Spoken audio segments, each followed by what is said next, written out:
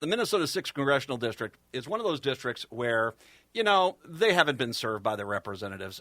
They had Michelle Bachmann, Bubbles, as I like to call her. She was a delight. And she was going to lose, so she didn't run. And Tom Emmer, who I refer to as a large tub of Elmer's paste, he basically ran, and he has won that district, and he has not delivered. Now the large tub of Elmer's paste is the majority whip in the U.S. House. And he, once again, still can't deliver. As a matter of fact, he was asked the other day about Donald Trump being a fan of Adolf Hitler, and he could not bring himself to either A, condemn Adolf Hitler, which is about the easiest layup in politics you can possibly have, or B, basically say, I don't agree with Trump on liking Hitler. That's the kind of weak representation the Minnesota 6th Congressional District has had. We're trying to change that right now, as Jeanne Hendricks is kind enough to join us. She is challenging the majority whip in the Minnesota 6th District. Running is the Democratic candidate for the Minnesota DFL, Hendricks for Minnesota, HendricksForMN.com, HendricksForMN.com, and she's kind enough to join us today to talk about her campaign. Hi, Jeanne. Hi, Matt. How you doing? Thanks for having me. My pleasure. Thank you very much for the time. I appreciate it there. First of all, let's, one of the things I always like to do is find out a little bit about you. Who are you, and why did you decide to run for office at U.S. House? Okay, well, I'm healthcare is my background. I'm a nurse. I've been a nurse for was a nurse for 12 years, then went back to graduate school to become a nurse anesthetist. So that's been my career based on science and facts, okay? What largely motivated me to run, Matt, was watching Donald Trump from my living room day after day, lie to Americans every day, mislead Americans about the COVID pandemic, and mishandle that to the point where we lost so many more Americans than we would have had to. And I'd never seen anything like this person. And I just thought, I have to get involved. I don't know what that means yet, but I have to get involved. So I would have to say largely that watching Donald Trump and the Trump presidency was largely the biggest motivator for me to jump in and get involved. You bring that up, and one of the things that's happened across the country is that happened. And local Republicans who, once again, this was not about, one side or the other. We're trying to deal with a pandemic. We're trying to save human lives here. We're so betrothed to Trump that they basically, even though there was no science behind what he was saying, there was no logic, there was no common sense behind what he was saying, bowed down and basically brought in Trump facts as actual facts. And as you said, many people died and got sick and now are dealing with a lifetime of medical debt, because Republicans did not have the spine to sort of say, no, we should probably go with the doctors and the scientists here dealing with this, and instead said, no, Donald Trump is the smartest man that ever lived. And that was scary. And he politicized that pandemic. That pandemic, and it caused tens of thousands more people to die than needed to. So that's not what we do when we have a pandemic. We don't politicize it. We just deal with it.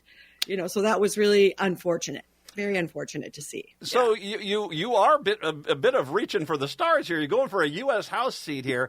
How did you? Obviously Tom Emmer has been horrific as a representative. He is not Minnesota 6. I don't care what party you're at. He has not cared for your district. He does not care for your district. Your life is worse because you've had Republicans representing you in the U.S. House for a while now. That's not a mystery. That's a reality. What prompted you to set your sights on Minnesota 6 as the race you're going to go after? Well, I wanted to take down a Republican. I shouldn't say villain, but kind of. He's a villain. I would agree with that. I wanted to take down a Republican villain, and he's definitely number one in that category. And so we're an underdog. I love being an underdog, though. I love working super, super hard. The bigger they are, the harder they fall. I talk about his voting record every time I speak to people. He's terrible for women. He's voted down every bit of women's legislation, from equal pay to women's reproductive rights to violence against women acts. He's voted that down twice. He's a climate denier. He doesn't want any kind of gun reform at all, which we need. And he killed the border bill because Donald Trump asked him to, so Donald Trump could use it as a political weapon in this election. So Emmer complied with that. Another thing I'd like to mention is Emmer voted down the infrastructure bill. Yeah. And our district got $40 million of that money for 10 road projects and 2 water projects. And they would not have had that money had Tom had his way. He voted against the infrastructure bill, but he goes to a lot of ribbon cutting ceremonies and takes credit for that money. And so we try to make that very clear. He did not support that. They would not have had that money. So we like to talk about his voting record. So there you go. Well, and he is not the only Republican who is, once again, they had the chance to vote for the infrastructure bill. They voted to kill the infrastructure bill, which means he was against it, and yet he can't try to take it because he's trying to imply I did the Republican Jedi mind trick with Biden and got the money. No, you didn't. That was Klobuchar. She took care of that and vote for Amy Klobuchar as a Senate candidate, but you didn't help, and basically they're trying to take credit. But and by the way, and can I bring up the gun thing? We just have another case. Mentally unstable man was able to get guns. And yet the Republicans look at that. We have that. They shot a neighbor in Minneapolis.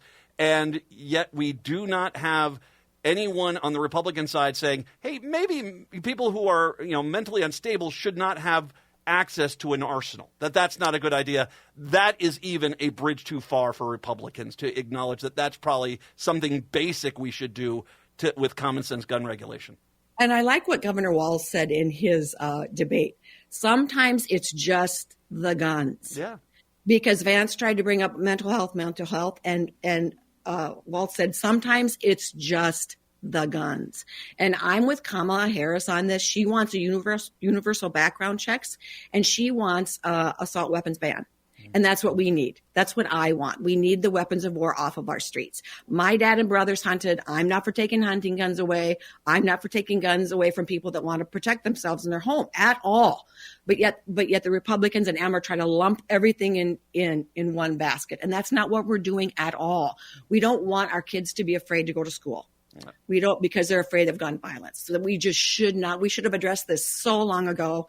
I'm very passionate about it, and I'm wanting to be involved in legislating, doing the assault weapons ban. Definitely. Jeanne Hendricks is joining us once again, candidate for the Democrats from the Minnesota 6th Congressional District. I want to talk about getting out there. Your district it's kind of got a lot of metro. You've got suburbs of the Twin Cities. You've got St. Cloud in there, which is a metropolitan area, generally votes blue. But you also have a lot of rural areas. You've been out door knocking. Let's talk about some of these things that you have brought up, because one of the things I've heard from a lot of Democrats going out and door knocking in rural areas is that they are meeting people as like, no, I'm not for taking away rights from women. I'm not for Hitler. I'm against the January 6th uprising. In your experience, talk about what you've heard when you've been going door to door in your district. There is that faction of disillusioned Republicans and independents, and that are saying just what you're saying. They're like, this has stepped over the line.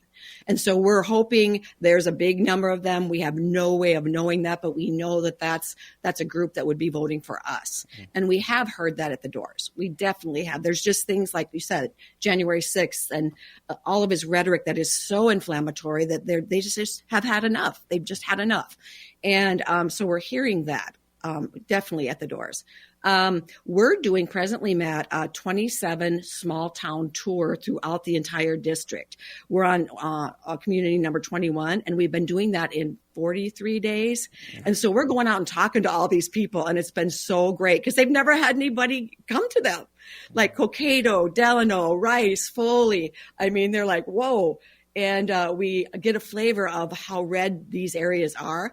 And the Democrats kind of tiptoe into our meetings. It's kind of funny, but their Democrats are out there. They're out there, and they want to change. And they're more emboldened this year in that I've never dared put a sign out, but I'm putting one out this year.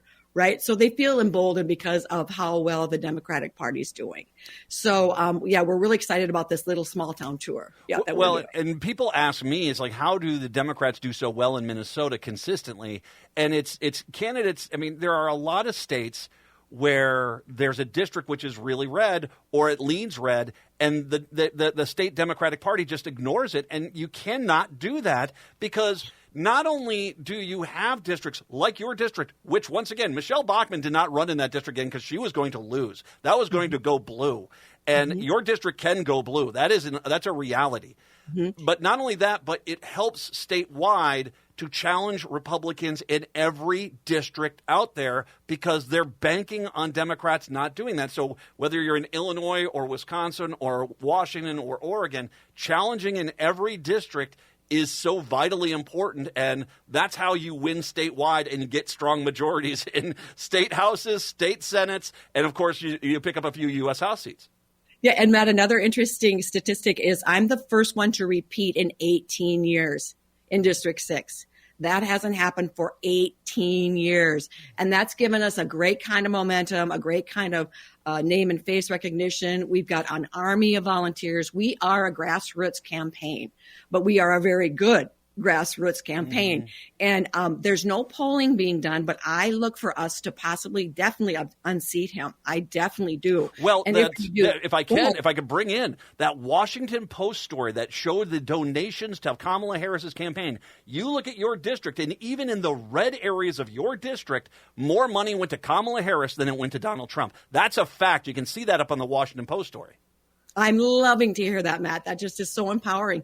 The new district, we got 48 with Chanhassen, Chaska, Victoria, Waconia. We got that in 22, and that's more blue, definitely more blue. I did 44% of it there in 22. So we got that. We have more young people moving into the district, making it more blue. We've got the Republicans that are disillusioned. We've got this great momentum at the top with Kamala and Tim.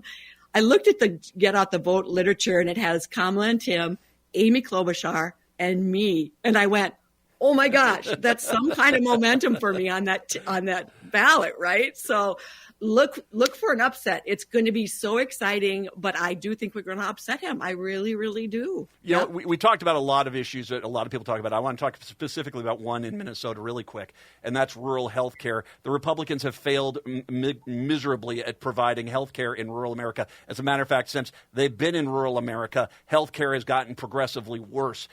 Getting Democrats in there that are going to make sure that health care options stay available to even the most rural of districts, that's an important element of getting to that U.S. House, correct? Right, absolutely. And I think that there was a whole boatload of broadband money in that infrastructure bill. Yes. I'm not sure it's gotten all distributed yet, though. I'm not sure it has. I think maybe part of it has, but I'm not sure where they're at with that. The state house or the state legislature just passed. They're going to build a branch of the medical school in St. Cloud, nice. and hopefully give incentives to those graduates to stay in the rural areas for a period of time anyway, which is something we've always done in the past. So I think that's going to be very helpful too. But you're so right about that. And mental health care for our farmers, yes. Our agriculture. You know, that was kind of, we've only had a couple people serving the whole state. And I thought, oh, that's got to change. That's not enough. Oh. It's not enough. Well, right? and that's the unspoken crisis we have in this country right now. Rural America is desperately in need of healthcare, mental health care professionals. And I do love the idea of, hey, we'll cover 30%, 40%, 50% of your education if you go out and spend 5 years in rural America and learn your trade and basically help the people out there. I think that's a wonderful idea. Yep. One more thing, Matt, I got to tell you that Emmer just started campaigning about a week and a half ago. He started doing some digital ads, and we're seeing a few mailings now, and we're thinking, oh, is he getting a little nervous now or what? But he's not, I said we're in 27 different towns. He's not here. He's in Nebraska. He's in Colorado. He's in, Milwaukee. He's in all these other states campaigning for the Republican candidates. So he's just not here. Yeah. Right. So we kind of point that out whenever we can. Carrying the water for Donald Trump, the Hitler-loving Donald Trump, takes you out of your district quite a bit. I want to drive everyone out there. HendricksForMN.com, HendricksForMN.com. I'll link to that on social media a little bit later. Jeannie, all my best up there. I hope we can flip Minnesota 6 and make it blue. Thank you very much. I appreciate the time. Thank you, Matt, for having me. Thanks so much. My pleasure. We'll take a break. Come on back. You're listening to the Matt McNeil Show here on your Monday right here in Minneapolis, Chicago, and Seattle.